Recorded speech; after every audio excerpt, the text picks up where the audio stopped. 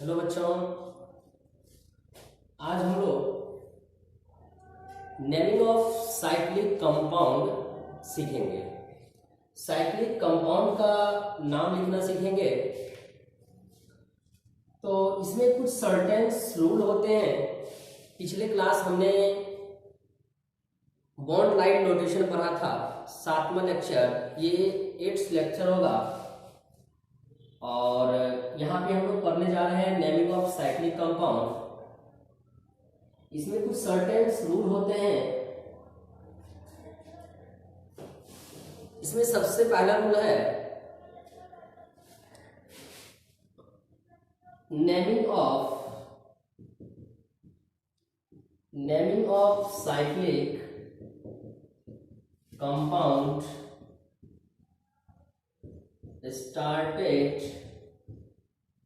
started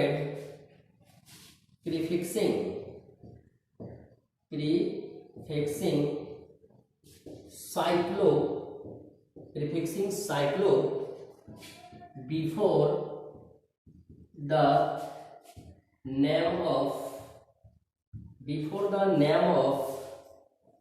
parent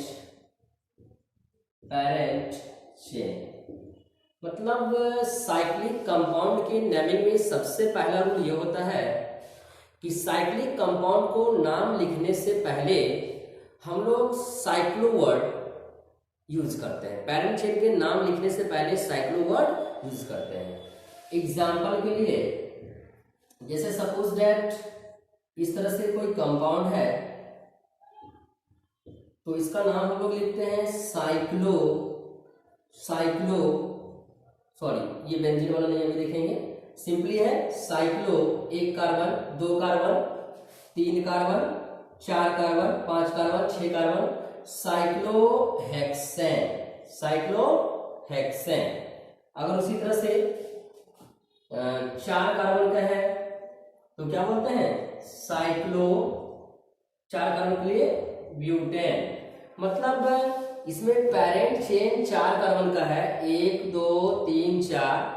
तो ब्यूट लिखने से पहले हम लोग क्या लिख दिए? साइक्लो। यहाँ पे 6 कार्बन का साइक्लिक कंपाउंड था, तो हेक्स लिखने से क्या लिख दिए? पहले साइक्लो। तो मतलब हम लोग साइक्लिक कंपाउंड का नाम लिखने से पहले, पेरेंट चेन का नाम लिखने से पहले साइक्लो वर्ड क्या करते हैं? यूज करते हैं। जैसे यहाँ पे लिखा हुआ ये 3 कार्बन का है, तो क्या होगा? साइक्लोप्रोपेन। तो मतलब इस तरह से हम लोग नेमिंग करते हैं। अब इस तरह से लिखा हुआ है, तो क्या लिखेंगे? साइक्लो, और 5 के लिए क्या होता है? पेंटेन। तो लिखेंगे साइक्लोपेंटेन। मतलब इस तरह से हम लोग साइक्लिक कंपाउंड का नाम लिखने से पहले क्या करते हैं? हम लोग साइक्लिक कंपाउंड का नाम लिखने से पहले हम लोग साइक्लो वर्ड को क्या करते हैं? साइक्लिक कंपाउंड के पेरेंट चेन का नाम लिखने से पहले साइक्लो वर्ड को क्या करते हैं? इस्तेमाल करते हैं, यूज करते हैं। तो इसको क्या कीजिए, आप राइट डाउन कर लीजिए। फिर हम लोग नेक्स्ट सेकेंड रूल पे बढ़ते हैं।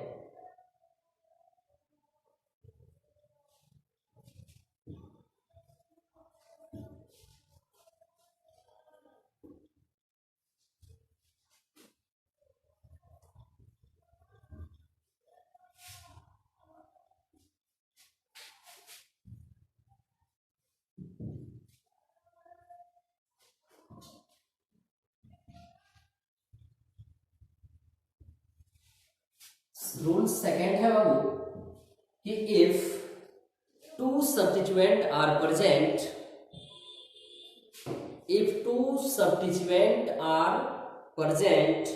then follow alphabetical order।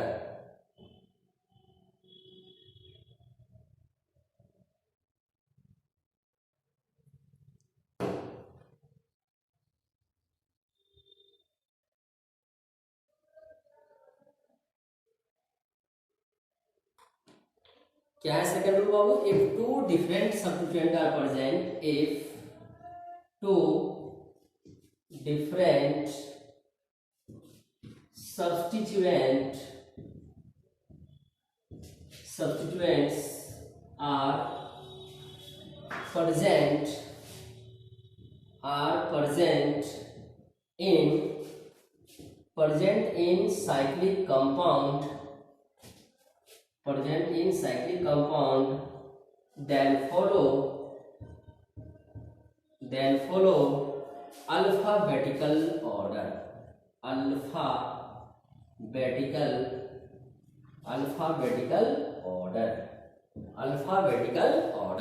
मतलब अगर साइक्लिक कंपाउंड में एक से ज्यादा सब्स्टिट्यूएंट हो तो हम लोग अल्फाबेटिकल ऑर्डर को क्या करते हैं, फॉलो करते हैं। ये क्या होता है, सपोज दैट जैसे ये लिखा हुआ है 4 कार्बन का, इसमें एक Br लगा हुआ है और एक Cl लगा हुआ है, तो सिंपल सी बात है, अब हम लोग Br के लिए ब्रोमो लिखते हैं, Cl के लिए क्लोरो लिखते हैं, तो सिंपल सी बात है ABCD में पहले Br आता है, तो हम लोग स्वाभाविक सी बात है Br से ही क्या करेंगे, नेमिंग को शुरू करेंगे। तो यहाँ पे हो जाएगा क्या 1 ब्रोमो, यानी कि नंबरिंग जो करेंगे ये यहाँ से करेंगे 1 2 3 4, तो क्या लिखेंगे 1 ब्रोमो 2 साइक्लो और टोटल कितने कार्बन बनाओगे 4, तो 4 के लिए क्या लिखते हैं ब्यूटेन, साइक्लोब्यूटेन। पहले रूल देख लेते हैं, फिर बहुत सारे एग्जाम्पल देखेंगे। थर्ड रूल ये है बाबू कि यदि 2 or more than 2 substituent are present, 2 or more than 2 substituent are present, then follow lowest number rule या nearest locant value, है ना। if more than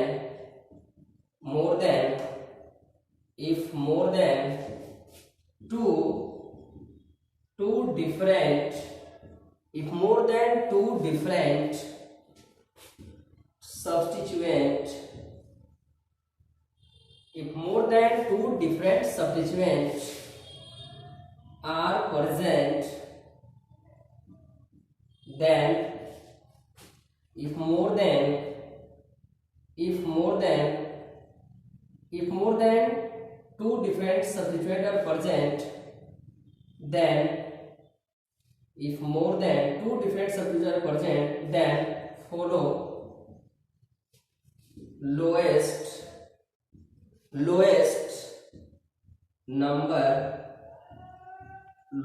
number rule या नियरेस्ट लोकेंट वैल्यू।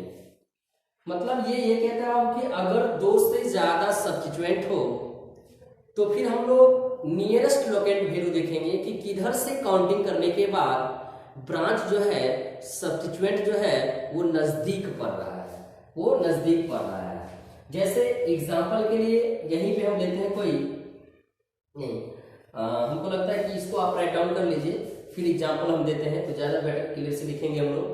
तो इसको राइट डाउन कर लीजिए, तो उम्मीद करते हैं लिख लिया होइएगा। तो यहाँ पे जो है बाबू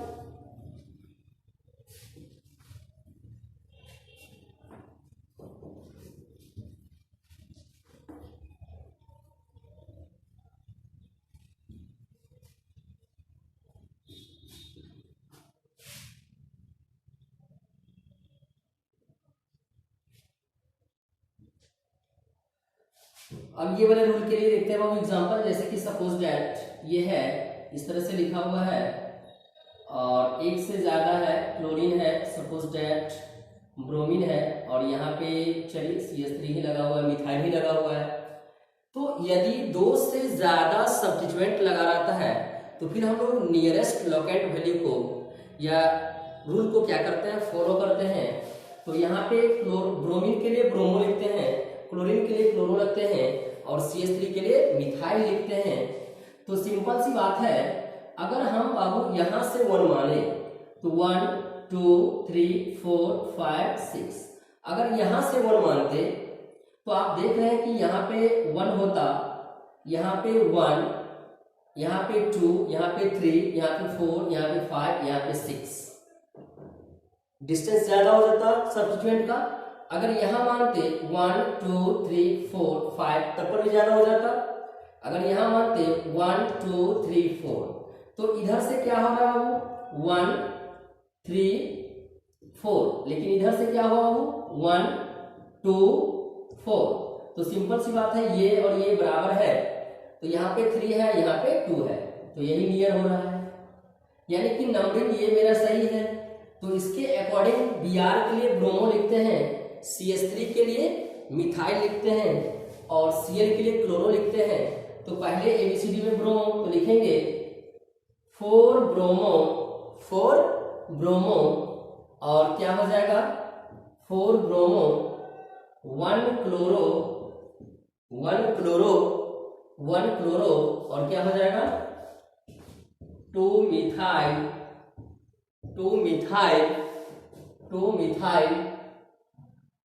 और क्या हो जाएगा बाबू पूरे क्या है साइक्लो और 6 कार्बन के लिए क्या लिखेंगे बाबू हेक्सेन, साइक्लोहेक्सेन।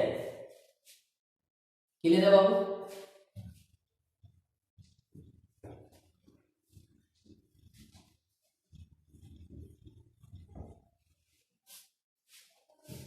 अब इसका रूल 4 है बाबू कि यदि मल्टीपल बॉन्ड हो, रिंग में मल्टीपल बॉन्ड हो, तो मल्टीपल बॉन्ड जो है considered between A and A+1, यानी इसका मतलब हुआ कि अगर मल्टीपल बॉन्ड होता है तो मल्टीपल बॉन्ड के एक एंड से अगर आप काउंटिंग स्टार्ट करते हैं तो उसके दूसरे एंड को क्रॉस करना पड़ेगा। एग्जाम्पल से क्लियर होगा, पहले लिखते हैं if multiple bond is present then follow A and A+1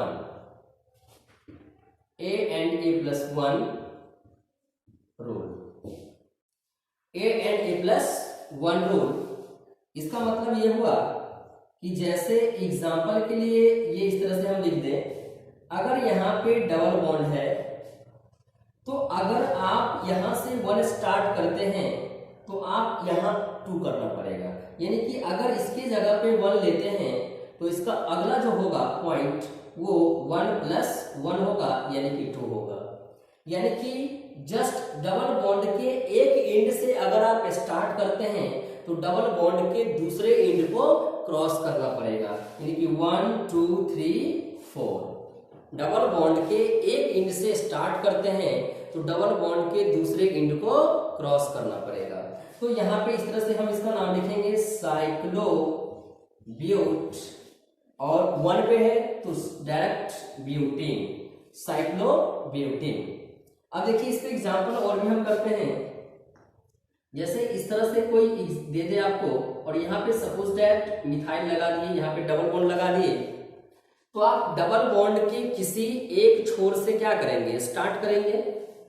अगर यहां से करते हैं तो आप ऐसा नहीं कि इधर चल जाएंगे, नहीं, अगर डबल बॉन्ड के एक एंड से स्टार्ट करते हैं तो आपको डबल बॉन्ड के दूसरे एंड को क्रॉस करना पड़ेगा। तो अगर आप यहाँ 1 करते हैं तो ये 2 होगा और ये 3 होगा।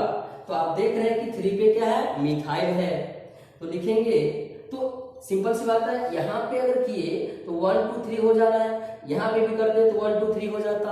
आप ऐसे तो चल नहीं सकते हैं, तो क्या लिखेंगे 3 मिथाइल साइक्लो और 3 के लिए क्या लिखते हो प्रॉप, और डबल बॉन्ड है इन पे तो क्या लिखेंगे प्रोपीन, 3 मिथाइल साइक्लोप्रोपीन। तो ये है बाबू if multiple bond are present then follow A and A+1 rule। और एक लास्ट फाइनली रूल है 5th रूल, पहले इसको राइट डाउन कर लीजिए फिर हम लोग लिखते हैं।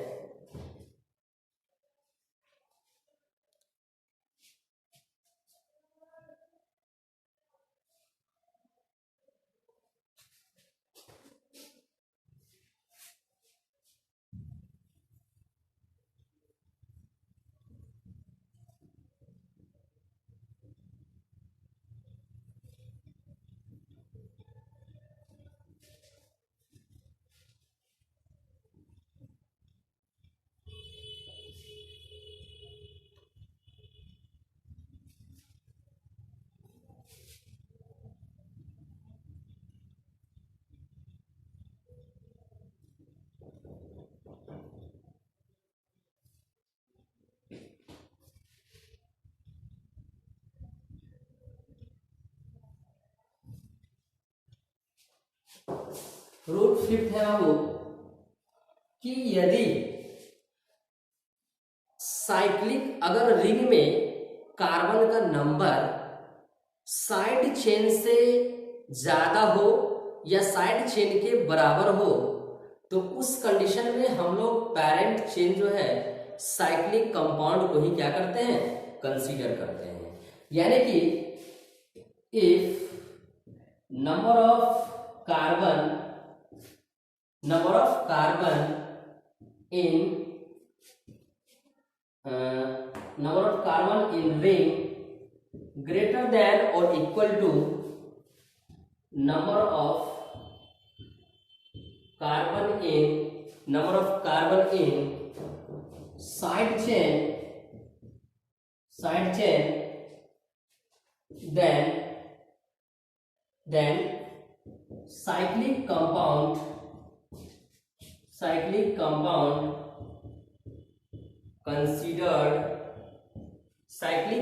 considered as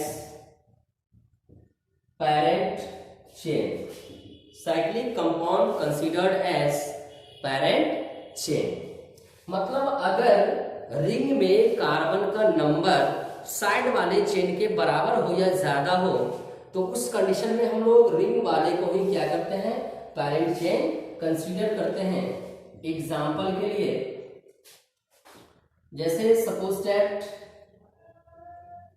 यहां पे इस तरह से है 1 2 3 1 2 3 इक्वल है, तो इस कंडीशन में भी पेरेंट चेन इसी को मानेंगे, पेरेंट चेन इसी को कंसीडर करेंगे और ये क्या हो जाएगा, ब्रांच। ये क्या हो जाएगा, ब्रांच। यानी कि इसका नाम होगा 1 2 3 हो जाएगा और ये जहां से है वहीं से 1 होगा, तो 1 प्रोपाइल साइक्लो और 3 के लिए क्या होता है वो, प्रोपेन, साइक्लोप्रोपेन। बात समझ रहे हैं। सपोज दैट ये है 1 2 3। अब ये क्या है, कम है और ये देख रहे हैं कि ज्यादा है, तो इस कंडीशन में भी पेरेंट चेन यही होगा। यानी कि यहां पे हो जाएगा 1 प्रोपाइल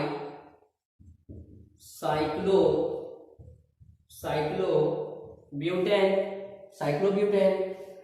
और अगर ज्यादा नहीं भी होता है, सपोज दैट ये 3 कार्बन का है, मतलब ज्यादा अगर हो जाता है जैसे साइड चेन में, अब यहाँ पे कितना है 1 2 3 4। आप क्लियर देखिए, साइक्लिक वाला में 1 2 3 ही है, लेकिन साइड चेन वाला में कितना है, 4 है।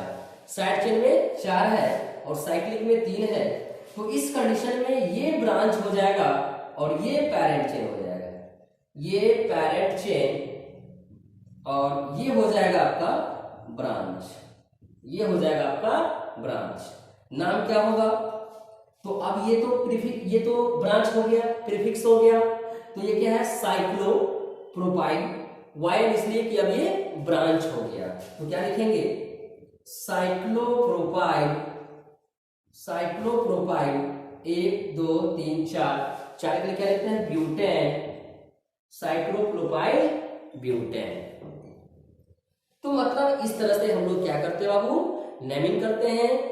ये सारे रूल्स थे नोमेनक्लेचर ऑफ साइक्लिक कंपाउंड, वो भी मोनोसाइक्लिक का। किसका था, मोनोसाइक्लिक का। नेमिंग ऑफ यहाँ पे इसके अंदर दे देंगे मोनोसाइक्लिक है ना, मोनोसाइक्लिक रिंग के लिए है, ये मोनोसाइक्लिक रिंग के लिए है। तो इसको अच्छे से राइट डाउन कर लीजिए, फिर कुछ एग्जांपल्स देखते हैं हम लोग।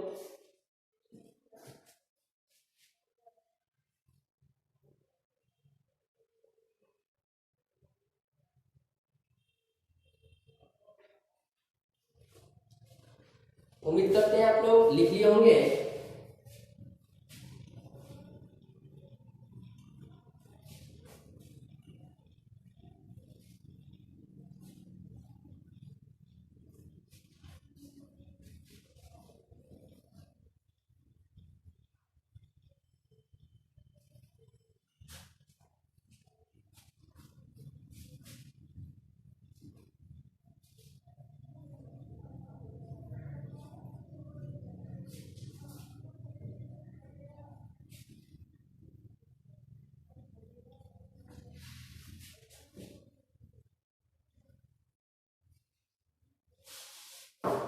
अब देखिए बाबू इसमें बहुत सारे एग्जांपल्स हैं। जैसे सपोज दैट इस तरह का कोई कंपाउंड है, यहां पे सपोज दैट CH2 है और COOH है। तो इस कंडीशन में अब तो ये फंक्शनल ग्रुप आ गया। तो जब फंक्शनल ग्रुप आ जाता है बाबू, तो उस कंडीशन में हम नहीं देखते हैं कि रिंग में ज्यादा कार्बन है या साइड चेन में ज्यादा है। फंक्शनल ग्रुप जब आ जाता है तो आपको पता है कि कार्बन कम रहे या ज्यादा रहे, फंक्शनल ग्रुप के साथ ही क्या होता है, पैरेंट चेन जाते हैं। तो यही हो जाएगा क्या, पैरेंट चेन हो जाएगा। तो यहाँ पे सवाल यह है कि ये कार्बन कंटेनिंग है, कार्बोजेनिक एसिड है, तो आप 1 भी वहीं से स्टार्ट करेंगे। तो 1 2, तो क्या हो जाएगा नाम इसका 2 साइक्लो, 4 के लिए ब्यूटाइल और 2 के लिए क्या लिखते हैं वो, ईथ। 2 के लिए लिखते हैं ईथ, तो इथेन। और इसके लिए क्या हो जाएगा ओइक एसिड, तो इथेनोइक एसिड, इथेनोइक एसिड। तो मतलब इस तरह से अगर फंक्शनल ग्रुप आ जाता है तो फिर देन आप फंक्शनल ग्रुप को प्रायोरिटी देंगे। तो ये कंडीशन है। अगर इस तरह से कंपाउंड लिखा हुआ है सपोज दैट CHO, अब इसका नाम लिखना है, ये फंक्शनल ग्रुप है। तो आप अगर ये एक कार्बन का पैरेंट चेन मानते हैं तो ये ब्रांच हो जाएगा। तो इसके लिए नाम हम लोग लिख सकते हैं 1 साइक्लो प्रोपाइल, और एक कार्बन के लिए मेथ लिखते हैं, तो क्या लिखेंगे मीथेन। और CHO जब सीनियर होता है और उसका कार्बन पैरेंट चेन में काउंट हो जाता है, उस कंडीशन में Al लिखते हैं, तो क्या लिखेंगे मीथेनल। या फिर अगर काउंट नहीं होता है, इसको 2 तरीका से लिख सकते हैं। अगर हम काउंट नहीं करें तो सीनियर CHO सीनियर हो और पैरेंट चेन में काउंट नहीं करे लेकिन सीनियर हो, तो उस कंडीशन में CHO के लिए क्या लिखते हैं कार्बल्डिहाइड। तो यहां पे क्या हो जाएगा, तब जाके ये ब्रांच नहीं होगा, डायरेक्ट यहां से जुड़ा हुआ है। ये हो जाएगा साइक्लोप्रोपेन कार्बल्डिहाइड, साइक्लोप्रोपेन कार्बल्डिहाइड। बिकॉज हमने इसी को पैरेंट चेन माना, बस इसके कार्बन को क्या किए, काउंट नहीं किए, बिकॉज ये डायरेक्ट लगा हुआ है। तो इस तरह से हम लिख सकते हैं। उसी तरह से आप किसी भी कंपाउंड को, जैसे ये है COOH, तो क्या लिखेंगे, अगर ये एक कार्बन का हम पैरेंट चेन बना दे, ये ब्रांच, इसको भी 2 तरीका से, एक तो ये हम कर सकते हैं साइक्लो हेक्साइल, और एक कार्बन के लिए क्या लिखते हैं मीथेन, तो मीथेन। और COOH के लिए क्या लिखते हैं ओइक एसिड, तो लिख सकते हैं मिथेनोइक एसिड। और दूसरा कंडीशन ये है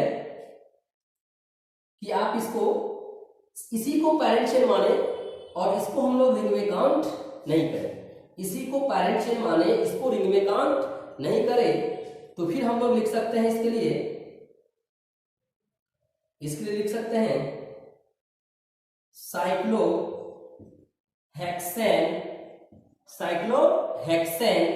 और क्या लिख सकते हो carboxylic acid, cyclohexane carboxylic acid. तो इस तरह से हम लोग इन सारे कंपाउंड्स का क्या करते हैं वो नेमिंग करते हैं। अगर इसी तरह से है सपोज दैट, और यहाँ पे डबल बॉन्ड आ गया, तब पर भी यही ब्रांच होगा, तो हम लोग क्या लिखेंगे बाबू, ये तो देख रहे हैं कि 1 2 3 से डायरेक्ट लगा हुआ है, तो 3 नहीं, तो अब यहाँ पे हम लोग नेमिंग यहां से कर सकते थे 1 2 3, बिकॉज डबल बॉन्ड है ना, डबल बॉन्ड से शुरू करेंगे और इधर 1 क्या नजदीक पड़ रहा है, तो क्या हो जाएगा 1 साइक्लो प्रोपाइल, और 3 के लिए क्या होता है प्रोप, और डबल बॉन्ड है तो प्रोपेन, क्या हो जाएगा प्रोपेन। तो ये चीज हम लोग लिख सकते हैं। तो इतने सारे एग्जाम्पल है, पहले इसको राइट डाउन कर लीजिए।